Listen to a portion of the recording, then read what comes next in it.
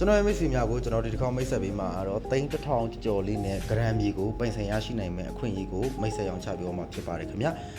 လက်ရှိမြင်နေရတဲ့လမ်းကျဲနေရာကောင်း view ကောင်းရမယ်နေရာတနေရာဖြစ်ပါတယ်ခင်ဗျာအိမ်တစ်လုံးပါပြီးတော့တစ်ထပ်တဲ့အုံညက်တိတ်တစ်လုံးပါတယ်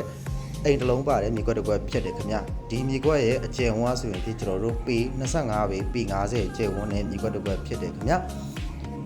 မီတာပါမဲ့ရေတော့မပါဘူးခင်ဗျအိမ်တစ်လုံးပါပြီးသားဖြစ်ပါတယ်ခင်ဗျဒီအိမ်ရဲ့ပိုင်ဆိုင်မှုအဆိုရင်ကျွန်တော်တို့ဂရမ်မြေအမျိုးအစားဖြစ်ပါတယ်ခင်ဗျမြေညီမဲ့ view ကောင်းမဲ့ကားပါကင်ရှေ့မှာပါပြီးသား